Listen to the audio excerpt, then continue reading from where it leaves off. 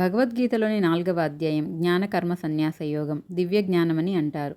ఈ అధ్యాయంలో భగవంతుడు మనం ఏం చేస్తే తనకు దగ్గరవుతామో, ఆయన అనుగ్రహాన్ని ఎలా పొందగలమో చెప్తున్నారు. అలాగే మన అన్ని జన్మలు ఆయనకు తెలుసునని, చేయాల్సిన మంచి కర్మలు, ఏవి చేయకూడని కర్మలు, వివిధ రకాల యజ్ఞాల గురించి, మనశ్శాంతిని పొందే మార్గాలను, మనం శ్రద్ధగా చేయాల్సిన పనులను శ్రీకృష్ణుడు అర్జునుడికి మనకి చెప్తున్నారు. భగవద్గీతలో కృష్ణుడు చెప్పేది అసాధ్యము లేదా అవి మనం చేయలేనివిగా అనిపిస్తాయి. కానీ అవి మనసులోకి తీసుకుని కొన్నైనా చేయడానికి ప్రయత్నిస్తే చేయగలం. ముందే కష్టం అనుకుంటే ఏం చేయలేం. చిన్న పనికి కొద్దిగా శ్రమ పడతాం, అలాగే పెద్ద పనికి ఎక్కువగా కష్టపడదాం. మరి భగవంతుని ప్రేమను పొందాలంటే మన ప్రయత్నం కొంతైనా చేయాలి కదా. మన వైపు నుండి సాధన మొదలు పెడదాం. 42 శ్లోకాల వివరణ. ఓ అర్జున, శాశ్వతంగా ఉండే ఈ యోగాన్ని నేను సూర్యుడికి, తన కొడుకైన మనువుకు, అతని కొడుకైన ఇక్ష్వాకుడికి ఉపదేశించాను. ఈ యోగము చాలామంది రాజర్షులు తెలుసుకున్నారు. భూలోకంలో ఇది అదృశ్యమవుతున్నట్టు కనిపిస్తుంది. నువ్వు నాకెంతో ఇష్టమైన వాడివి, నా భక్తుడు కాబట్టి నీకు ఈ గొప్పదైన రహస్యమైన యోగ శాస్త్రాన్ని నేను చెప్తున్నాను. అవునా కృష్ణ, నీ జన్మ ఇప్పటిదే కదా, కానీ సూర్యుడు ఎప్పుడో కల్పం ముందు నుంచే ఉన్నప్పుడు సూర్యుడికి నువ్వు దీనిని ఉపదేశించడం ఎలా సాధ్యపడుతుందో చెప్పు. అర్జున, నేను నీకు ఈ జన్మలోనే తెలుసని నువ్వు అనుకుంటున్నావు, కానీ నీకు నాకు చాలా జన్మలు గడిచిపోయాయి. అవన్నీ నాకు తెలుసు, కానీ నీకు గుర్తులేవు. నేను ఎప్పటికీ ఉండేవాడిని, అన్ని ప్రాణులకు ఈశ్వరుడిని. అయినా కూడా ప్రకృతిని అధీనంలో ఉంచుకుని నా యోగమాయ చేత మళ్ళీ మళ్ళీ అవతరిస్తూనే ఉంటాను. ధర్మానికి హాని కలిగినప్పుడు, అధర్మం పెరుగుతున్నప్పుడు, మంచి మార్గంలో నడిచే సత్పురుషులను రక్షించడానికి, దుష్టులను శిక్షించి మళ్ళీ ధర్మాన్ని స్థాపించడం కోసం ప్రతి యుగంలోనూ నేను అవతరించడం జరుగుతుంది. దివ్యమైన నా జన్మలను, కర్మమును ఎవరైతే తెలుసుకుంటారో అతడు శరీరాన్ని విడిచిపెట్టి చనిపోయిన తర్వాత మళ్ళీ ఇంక పుట్టకుండా నన్ను చేరుకుంటాడు.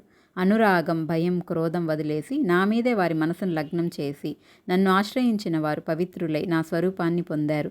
ఎవరు ఏ విధంగా నన్ను సేవిస్తారో, ప్రేమిస్తారో వాళ్ళని నేను అదే విధంగా అనుగ్రహిస్తాను. ఈ లోకంలోని మనుషులు త్వరగా వారి కోరికలు తీరాలని ఇతర దేవతలను పూజిస్తుంటారు.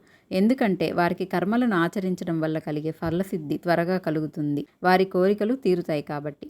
వారి వారి గుణాలను బట్టి నేను 4 వర్ణాల వారిని సృష్టించాను. ఆ సృష్టిని చేసింది, దానికి కర్తను నేనే అయినా శాశ్వతంగా నేను ఉండేవాడిని కనుక నేను అకర్తగానే ఉంటాను. అంటే దేనితోనూ సంబంధాన్ని కలిగి ఉండను. అందరిలా నన్ను ఎలాంటి కర్మలు అంటవు. మనుషులలాగా నాకు ఏ కర్మఫలాల మీద కోరికలు లేవని నా తత్వాన్ని పూర్తిగా అర్థం చేసుకుంటారో వాళ్ళు ఎలాంటి కర్మబంధంలో చిక్కుకోరు.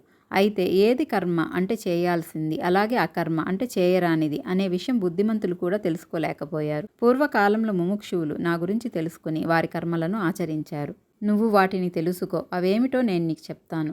ఏ కర్మను చేయాలి, ఏది చేయకూడదు అని తెలుసుకున్న మనిషి బుద్ధిశాలి, యోగి. అతను చేసే పనులన్నీ శాస్త్రసమ్మతంగా ఉండాలి. ప్రాపంచిక ఆసక్తులకు దూరంగా ఉండి ఫలితాలు ఆశించని విధంగా తన పనిని తాను శ్రద్ధగా చేసుకుంటూ పరమాత్ముని మీదే మనసు లగ్నం చేసిన వాడు చేసే కర్మలన్నీ చేయని వాటితోనే సమానం. అంతఃకరణ శుద్ధిగా ఉండాలి. శరీరాన్ని సుఖపెట్టే వస్తువులు, భోగాలకు దూరంగా పెట్టాలి. తన దగ్గర ఉన్న వాటితో తృప్తిగా బ్రతకాలి. వేరే వారిపై అసూయ ఉండకూడదు.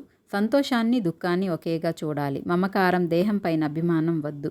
ఏవి జరిగినా జరగకపోయినా రెండింటినీ ఒకేలా చూడాలి. అలా ఉండి భగవంతుని ఎప్పుడు మనసులో తలుచుకుంటూ అదే ధ్యాసలో ఉండి ఏ కర్మలు చేయాల్సినవో, ఏవి చేయకూడనివో అతనికే తెలుస్తుంది. అవే చేస్తాడు. అవే యజ్ఞ కర్మలు అంటారు.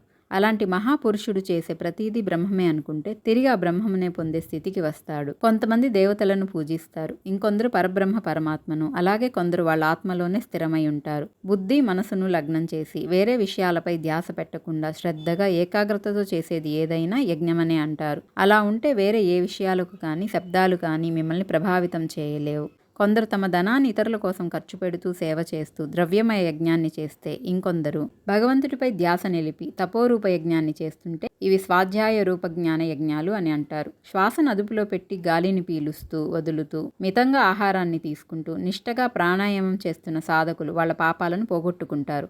అలా కాకుండా ఏ పనిని శ్రద్ధగా యజ్ఞంలా చేయని వారికి ఈ లోకంలో సుఖంగా ఎప్పుడూ అనిపించదు. ఇంక పరలోకం గురించి ఏమని చెప్పాలి? వేదాలలో ఇవన్నీ చెప్పినా కూడా నీవు మనస్ఫూర్తిగా ఏదైనా చేసినప్పుడే పరిపూర్ణుడు అవుతావు. కర్మతత్వాన్ని తెలుసుకొని విముక్తిని పొందుతావు.